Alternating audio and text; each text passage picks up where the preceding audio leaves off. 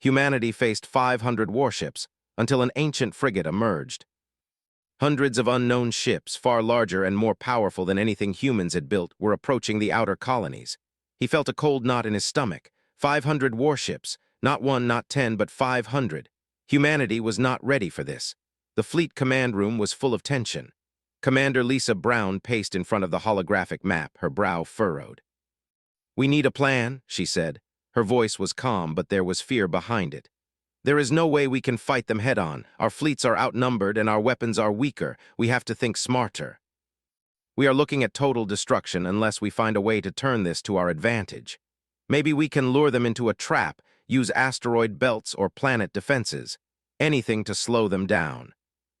Their space fleets were strong by Earth standards, but 500 advanced warships from another galaxy were more than any human fleet could handle. The aliens, whose appearance no one fully knew yet, seemed organized and unstoppable. Every attempt to communicate had failed. They only sent one message: surrender or be destroyed. Earth had refused. On the bridge of the Earth's largest ship, the Horizon, Captain Mason gave orders.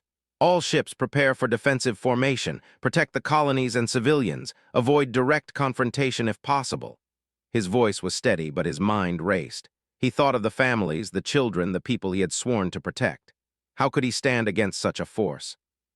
The first clash happened near the colony of Vega 9. Smaller alien ships moved in faster than human sensors could track. They struck quickly, disabling human communications and cutting off escape routes. Ships exploded in bursts of fire. Smoke and debris floated across the blackness of space. The human fleet tried to fight back. Laser beams cut across the void, missiles streaked forward, but the aliens' shields held firm. Every attack the humans made seemed to bounce off harmlessly. Each loss was heavier than the last. Captain Mason watched his fleet fall apart. He gave calm orders, but inside he felt fear gnawing at him. Crew members called out, some crying, some shouting, all desperate. He tried to comfort them, but even he did not know what to say. The aliens did not seem to make mistakes. Their ships moved as if connected by one mind, attacking with precision and never slowing down. On Earth, news of the attack spread panic. Citizens stared at the sky as the first alien ships appeared in orbit, enormous silhouettes against the sun. Governments issued emergency evacuation orders, but space was full of traffic, and everyone knew there was no way to save all. Families packed what they could and boarded transports, hoping to reach safety. Every parent prayed their children would survive. Meanwhile, deep in the debris of a destroyed colony, a small team of humans tried to regroup. Engineer Nathan Cole checked his damaged ship, while pilot Amy Rogers worked to restart engines that had been hit by alien fire. "I can't believe they survived that long," Nathan said, shaking his head. "Our weapons are useless. They are too strong." Amy nodded, staring at the stars where the alien fleet moved like a living storm. "We have to keep moving," she said. "If we stay here, we are dead." Captain Mason called a meeting on the horizon. He looked at his officers, at the young faces full of fear and exhaustion. "We are not alone," he said, trying to inspire courage. "There is always hope. We fight for every person we can protect. We fight because we must. We fight because we are human." His words were simple, but they held a power the officers needed to hear. A spark of determination returned to their eyes. Even as the fleet retreated, strange readings appeared on sensors. In an old, forgotten system, scanners detected a signal unlike anything humans had encountered before. It was faint, almost hidden under the natural noise of space, but persistent. Nathan and Amy were sent to investigate with a small escort team. "It looks like an abandoned ship," Nathan said, studying the readings. "Probably some old wreck that fell off the charts, nothing left there." Amy frowned. "Still, it could be useful. Anything that can help us fight these monsters is worth checking out." It was old, built long before current human fleets. There were no records of this ship in any database. Nathan ran scans. "It's strange," he said. "The engines are offline, but the core shows unusual energy, almost alive." Amy stepped closer. The ship seemed to hum as they neared. "Alive?" she asked. Nathan nodded, feeling the same chill in his spine. "Something about this ship is different. I don't know how to explain it." It had technology lost to time, a blend of human and unknown knowledge. Meanwhile, the alien fleet pressed forward. Reports from Vega 9 and other colonies made it clear the situation was desperate. Commander Brown tried to coordinate the surviving fleets. "We have to slow them down even a little," she said. "Buy time for civilians to escape. Every second counts. Kevin Hall suggested diversion tactics, sending decoy ships into asteroid fields, luring the aliens into dangerous zones. Every small victory mattered, but it was not enough. Hundreds of ships still moved like a dark storm across human space. Captain Mason, watching from the horizon, realized the human fleet could not win alone. Losses were mounting. Each destroyed ship meant lives lost, families broken, children orphaned. His hands clenched on the console as he considered the unknown frigate in the dead system. Could it be their only hope? Could one old ship turn the tide? He did not know yet, but hope was all they had left. Amy and Nathan explored deeper into the frigate, finding rooms filled with ancient instruments and control panels. They tried to interface with the ship's systems, and to their surprise, the ship responded. Lights flickered on, engines hummed softly, and a calm voice echoed in the control room. It was not human, yet it understood them perfectly. Nathan and Amy exchanged nervous glances. "It knows we are here," Amy said softly. Nathan nodded. "And it wants us to use it. Then we try, whatever it takes." As the alien fleet moved closer to the heart of human space, the ancient frigate prepared silently. Its engines glowed, its weapons charged, and its systems hummed with energy. It waited for the right moment, patient like it had been for centuries. Humanity's fate hung by a thread, but there was still hope. One ship, long forgotten, might be the spark to turn despair into victory. The humans aboard the horizon watched the stars, their hearts heavy but their eyes fixed on the future. Captain Mason whispered to himself, "We may be outnumbered, but we are not defeated, not yet." Behind him, Lisa Brown and Kevin Hall nodded in agreement. Humanity had faced impossible odds before, and somehow they had survived. They would survive this too. And in the darkness of a forgotten system, the ancient frigate waited. It did not speak, but it was ready. It knew the humans needed it. It would rise from the past to face 500 warships and perhaps to save humanity from extinction. The first part of this story was not over, but hope had returned. The impossible might still be possible. Humanity's fight was just beginning. Nathan Cole and Amy Rogers stood in the control room of the ancient frigate, staring at panels that glowed with soft blue light. The ship seemed alive in a way they could not explain. Every screen flickered as if it were watching them. The voice that had first spoken in the ship's language, or perhaps its own voice, had gone silent, but the hum of energy was constant. Nathan ran his hand along the console. "I've never seen anything like this. It's not just old technology, it's smarter than us. It reacts when we move, when we touch things. It seems to know what we want to do. It's like it's alive, but it's a ship." The ship displayed paths through deep space that no modern ship could follow safely. It was as if the ship had survived wars, storms, and disasters, waiting for someone who could understand it. Nathan tapped a sequence on the control panel, and suddenly the ship shivered with energy. "I think it wants to wake up fully," he said. Amy stepped back. "Are you sure that's safe?" "We don't even know what it can do." The engines glowed faintly, and the voice returned, calm and steady, though not human. "Welcome," it said. "I have waited for you." "It appears so," the ship said.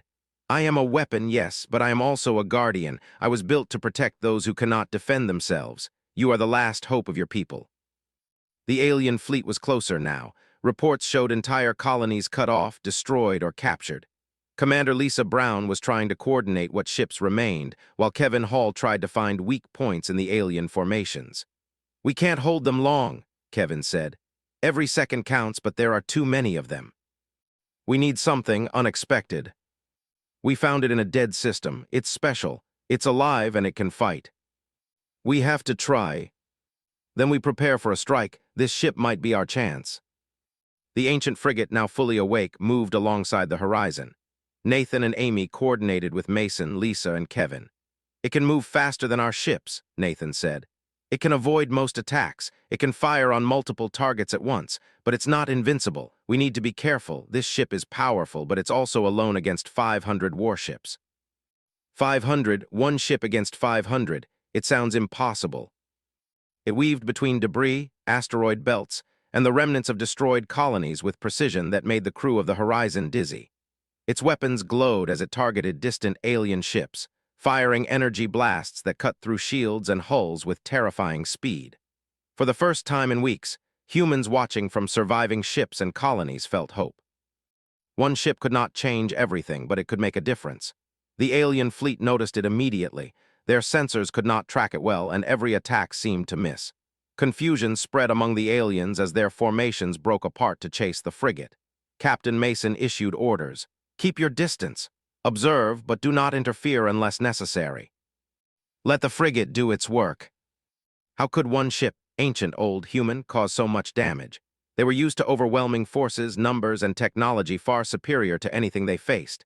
Yet here their strength seemed useless. Lisa Brown coordinated support efforts. Small human ships, still operational, used the distraction to rescue civilians, evacuate colonies, and regroup. Kevin Hall analyzed the ship's movements. It's not just a weapon, he said. It's thinking, adapting, predicting. It's teaching us how to fight, showing us our mistakes and how to fix them. Its presence reminded them what humanity could do when they did not give up. The first full engagement ended with minimal human casualties. Entire alien squadrons were disabled or forced to retreat. Reports from observers across human space showed amazement. Survivors spoke of a single ship moving faster than light seemed to allow, firing weapons with unexplainable precision, surviving attacks that should have destroyed it. The ancient frigate became a symbol of hope, and its story spread like wildfire. Amy and Nathan continued to explore its systems. It's almost like it has a mind of its own, Amy said. I can't explain it, but it knows what to do. But humanity had something they had not counted on, a reminder of their past, a weapon born from hope and ingenuity, one ship that could challenge 500. The crew of the Horizon felt determination returning. They had been on the edge of despair, but the ancient frigate reminded them that humanity never gave up. Every human who survived understood that their fight was far from over, but for the first time they believed victory was possible. And the frigate waited, ready for the next move, ready to face whatever came. It was more than a ship. It was a promise that humanity would survive, that even against impossible odds, they could fight, adapt, and endure. As the alien fleet regrouped and moved again, Captain Mason gave his orders. We follow the frigate. We protect the people. We fight for every life we can. Humanity does not surrender. One ship, long forgotten, had emerged to remind them who they were.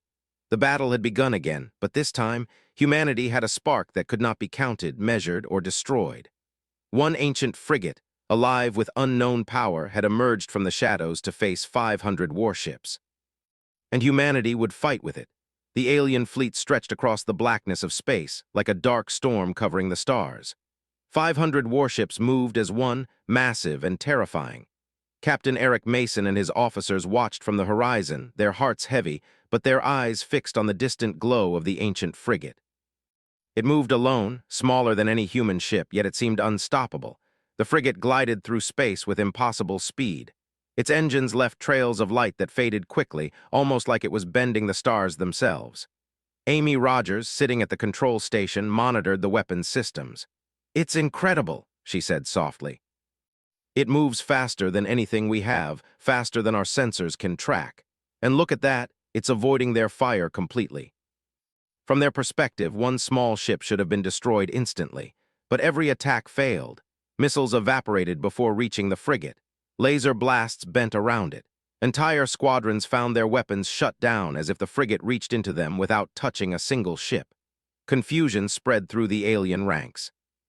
Captain Mason gave orders calmly, though inside his heart pounded. Human ships, stay back. Observe and protect civilians where possible. Let the frigate engage. We cannot risk more losses, not now. Every second counts. It fired blasts that warped through space, shutting down alien engines and shields. Entire wings of the alien fleet went silent, drifting in space as their power systems failed. Human observers could not believe it. One ship was doing what hundreds could not. Inside the frigate, Amy and Nathan monitored every system. Amy's hands flew over the controls as she tried to keep pace with the ship's responses. It's like it knows what I'm thinking, she said. Nathan laughed nervously. I've never been so glad to be wrong about a machine. The frigate's skill showed him that courage, intelligence, and the will to protect could overcome any odds. This is what it means to be human, he whispered. We fight not because we are the strongest, but because we refuse to give up. Confusion spread, ships collided, and attacks became uncoordinated. Commanders shouted at each other, struggling to understand how one small frigate could cripple their forces. The frigate targeted the alien flagship. Its weapons did not strike to kill but to disable. The alien crew panicked as systems failed one by one. Engines shut down, shields collapsed, and communications went silent.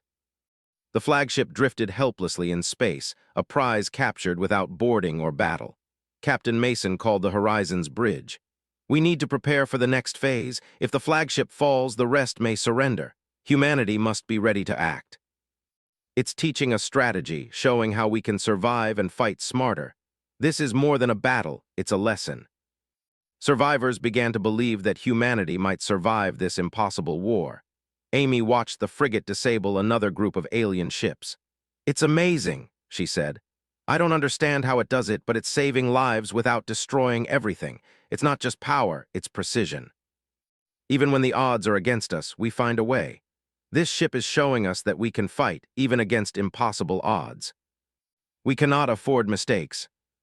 Humanity watched in awe as the frigate reached the center of the enemy fleet. Its movements were precise, deliberate, almost graceful. It disabled the alien flagship's weapons, shields, and engines. For the first time, the alien leaders felt fear. They realized that victory was no longer certain. Captain Mason issued orders to human ships. "We move in to support. Protect civilians and be ready to act if necessary. Humanity has a chance now, do not waste it." "It's over," Amy whispered. "It's doing what we thought was impossible. We can fight back." Humanity's survival did not rely on brute force. It relied on strategy, courage, and the will to protect life. The frigate embodied all of these qualities. Lisa Brown coordinated evacuations, using the confusion in the alien fleet to save colonies. "Move quickly," she said. "We have a window of opportunity. Every life we save counts." It's teaching us how to fight smarter. We can survive if we pay attention. This ship is not just a weapon, it's a lesson from the past. It reminds us of what humans can do. They could not understand how one human ship, old and forgotten, had turned the battle around. Captain Mason stood on the bridge of the Horizon, his heart filled with hope. "This is what it means to be human," he said softly. "We fight because we must, because we refuse to surrender, and because we protect those who cannot fight. One ship has reminded us of our strength." Confused, broken, and fearful, they left the system one by one. Their numbers still far exceeded human fleets, but their coordination was gone. The ancient frigate had taught them a lesson. Numbers alone do not win wars. Captain Mason gave orders. "Human ships, regroup, protect survivors. We have a chance to save our people. Follow the frigate's lead, and humanity will survive." It's a teacher, and we are learning. But humanity had learned something vital. Courage, intelligence, and the will to survive were stronger than any number, and the ancient frigate would be there to guide them. The battle was won, but the war continued. Humanity had a chance now, a spark of hope, and a teacher in the form of a ship. The impossible had been made possible. One ancient frigate had shown humanity that no force in the galaxy could break their will. The stars were quiet again, but only for a moment. The next challenge would come, and the ancient frigate would be ready. Humanity had faced despair, but now they had hope. They would fight, they would survive, and they would endure. The lessons of the past had returned to guide them into the future. The alien fleet was scattered and broken. Their massive numbers no longer mattered. The ancient frigate moved slowly and deliberately through the chaos, its engines glowing softly, its weapons silent but ready. Captain Eric Mason and his officers watched from the horizon. Humanity had survived the impossible, but the battle was not yet fully over.